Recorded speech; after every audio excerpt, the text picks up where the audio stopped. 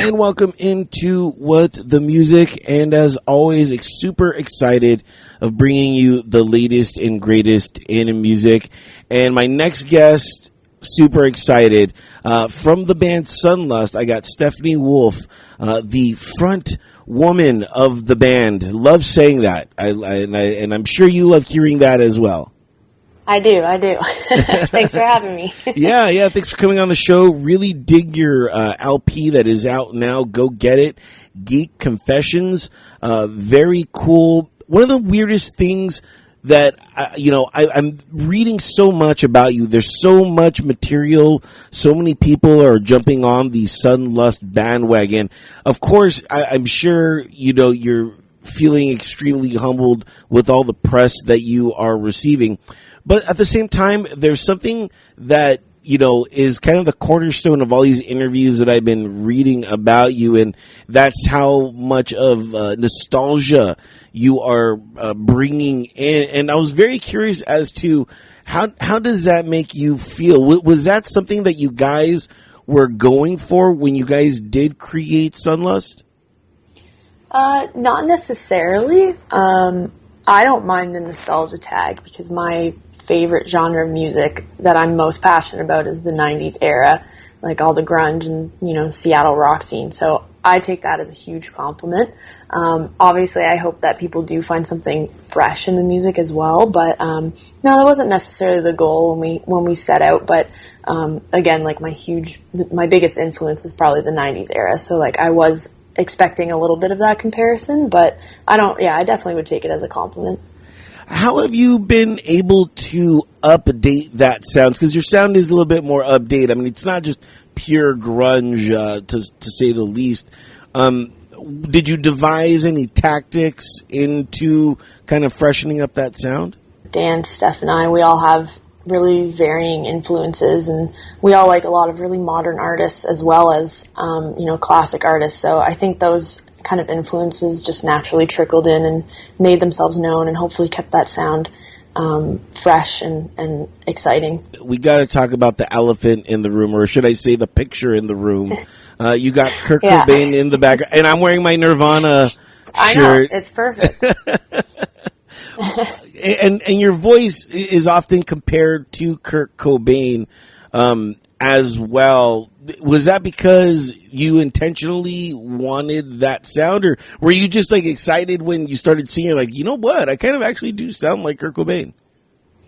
Yeah, I mean, another thing that wasn't necessarily intentional, but like Nirvana was probably the biggest band to influence my songwriting.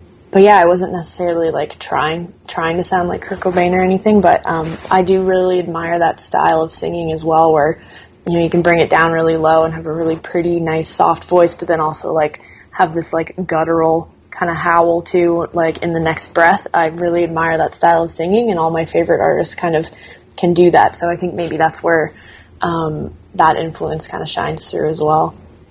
Yeah, I totally dig it, and of course, everyone else is digging it. That's why you're receiving so much press about it. This LP, Geek Confessions, really interesting story behind it. You recorded the first 5 songs in one studio, and then you recorded the other 5 in another. Was that because like you guys ran out of money, or like what was like the? That's a rarity when you usually stick to one place. Initially, I guess we just wanted to do a 5-track EP, and to be honest, I don't really remember why we went with that. I think like at the time, we had 10 plus songs that we were playing in our sets, but I guess it was just that idea of like your first release has to be like demos or like an EP. But we started recording those 5 songs in late 2019, and then obviously like early 2020 pandemic explosion. So we didn't really have the pressure anymore of having to organize a release show because there were no shows happening. So we had all this extra time on our hands, and we were spending a lot of time mixing these 5 songs. And then, summer 2020 rolled around, and we said, okay, well, we might as well record the next 5 and like put it in our back pocket so we can release our second EP down the road.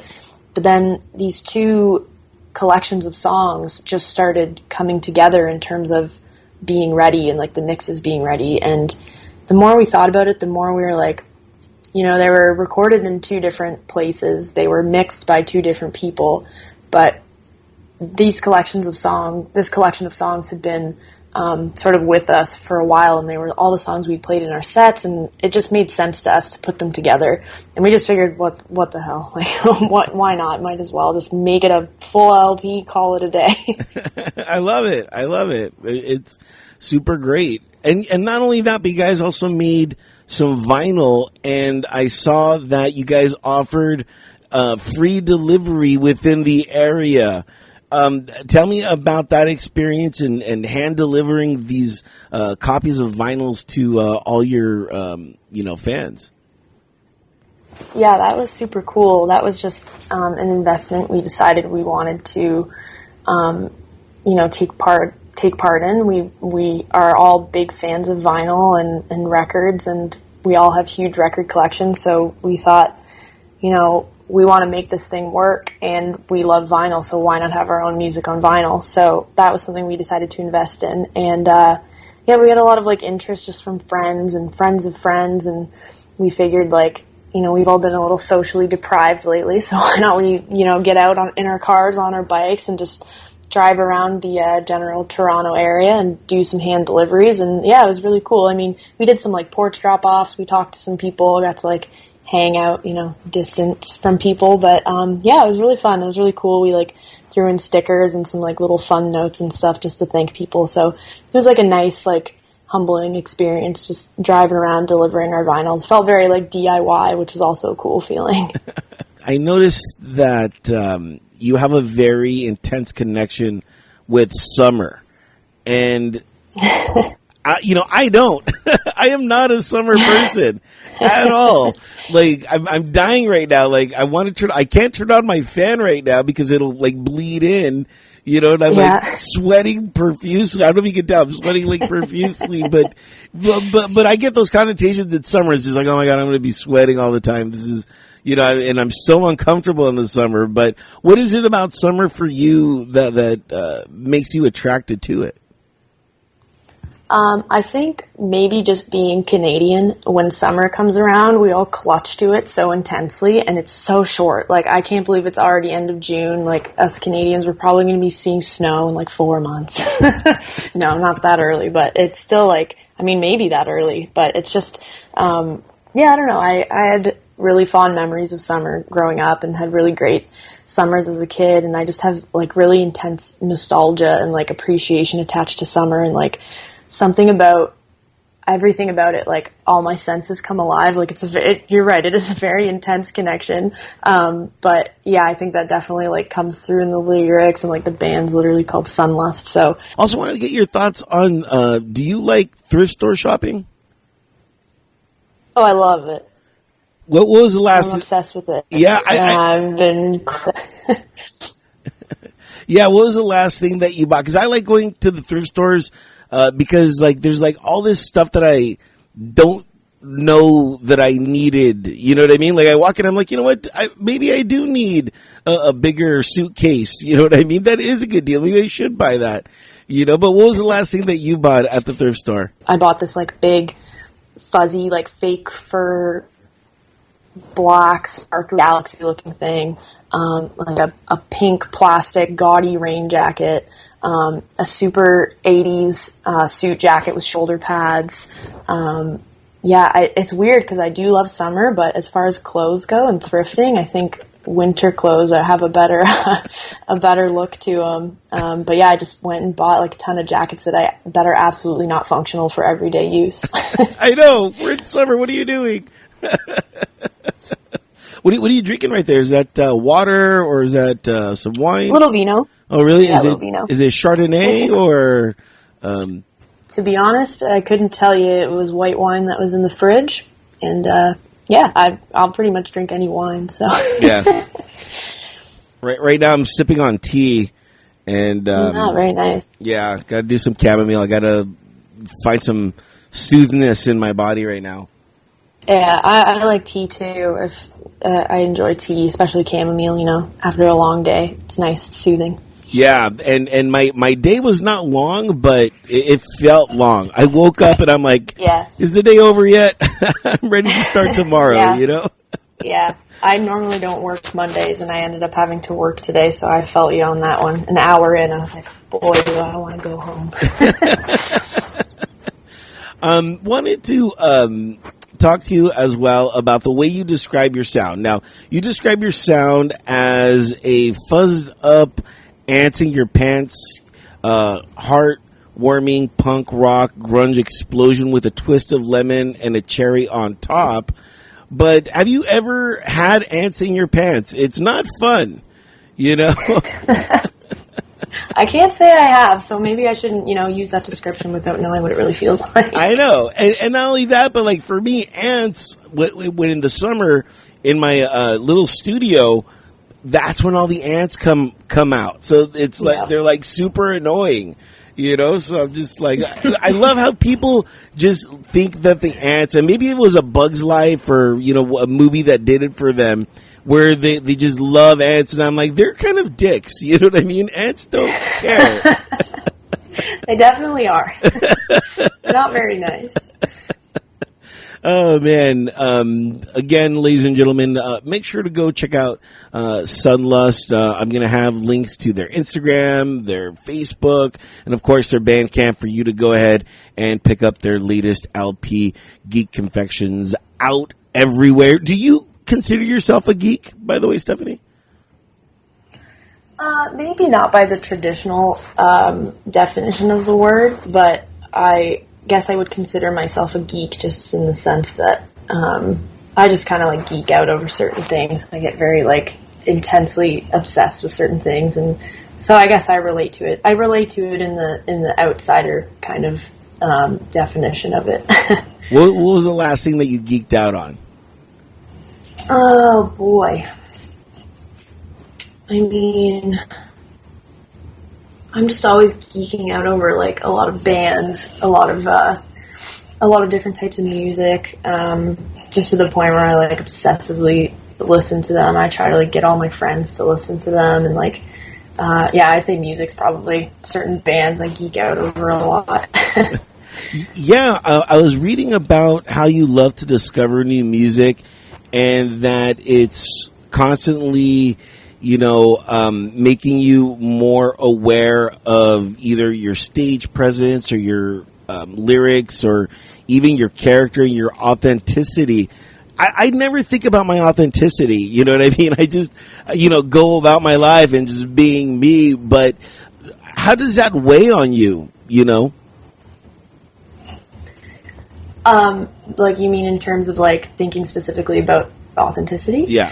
I guess that's not something that I necessarily consciously think about, but I just, like, when watching bands and, like, discovering new artists and watching concerts of theirs online and just getting that vibe that they're genuinely in love with what they're doing in that moment, and, like, there's nothing fake about the passion that they're really, like, bleeding in that moment. That's the kind of authenticity that I want to portray, like, as a musician. And, I never used to, bands that would, like, dress up or, like, wear costumes or things. I never really appreciated that. But now I'm realizing that you can have a stage presence and a stage character almost, and still bleed that authenticity in what you're doing. And you can kind of put on a show while still being very down to earth in what you're doing with the music. So I guess that's kind of mostly what I want to portray. But in terms of, day to day, I try to be as authentic as possible, like true to myself, that kind of thing. Very like soulful. Yeah, for sure. Love it. Speaking of stage presence, is it too early to start thinking about going out on tour? I mean, Canada's definitely, Ontario especially, has been a lot slower with reopening than the rest of the world, especially other parts of Canada and the States. But just the other day I bought concert tickets for the end of the year. And bands are starting to come out with their tour dates and stuff. So I think it's definitely not too early. And like obviously going on tour would be a dream. it's definitely something that we want to get in the works. So I don't think it's too early to start thinking about it at all. And I think it's definitely like on the horizon, which is really exciting. Yeah, I'm sure the people are going to devour you. You know what I mean? In a good way. In a good way. You know what I mean? I hope so.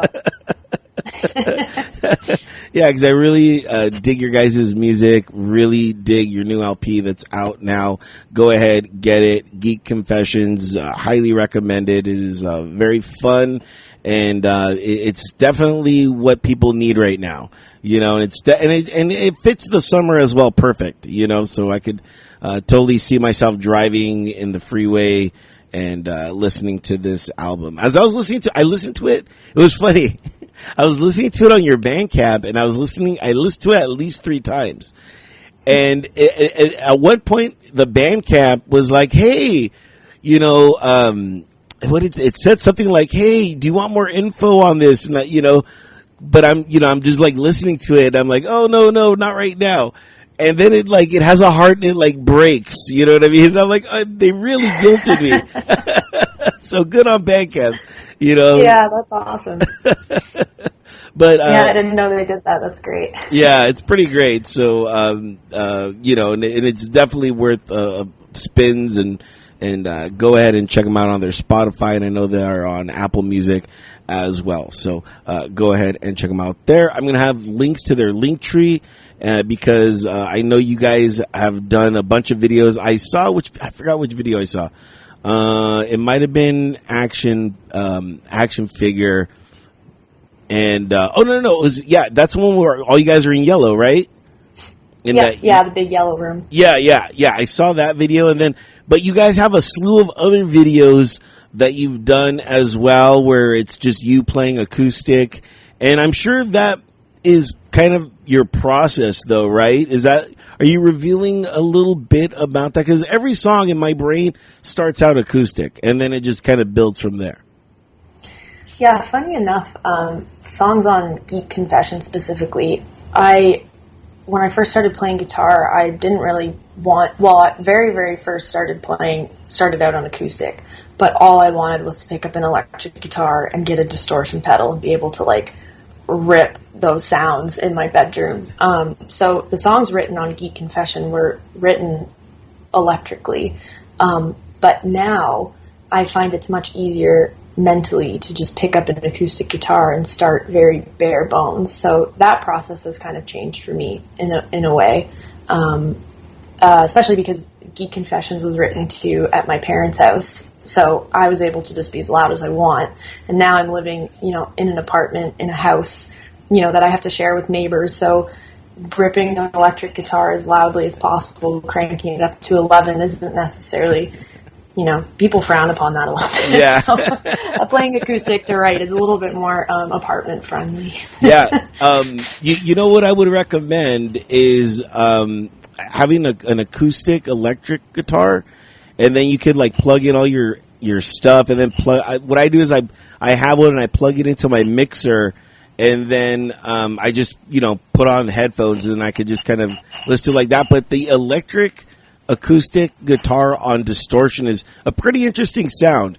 You know, I kind of dig it. So, you know, I mean, you don't need help with your sound. Your sound is pretty amazing. But if you want to add another layer, you know what I mean, feel free to go ahead and add that as a pro tip.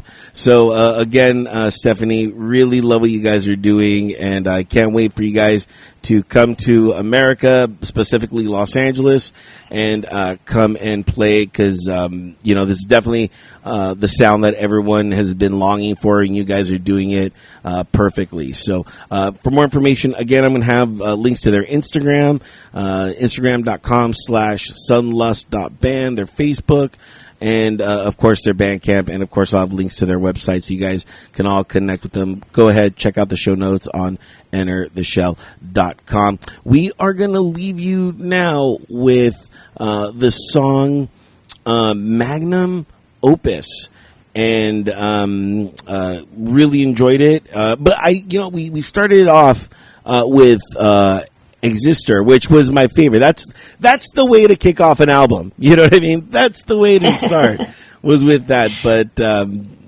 yeah, so pretty amazing stuff. So thank you again, Stephanie, and we leave you now with Magnum Opus. After life is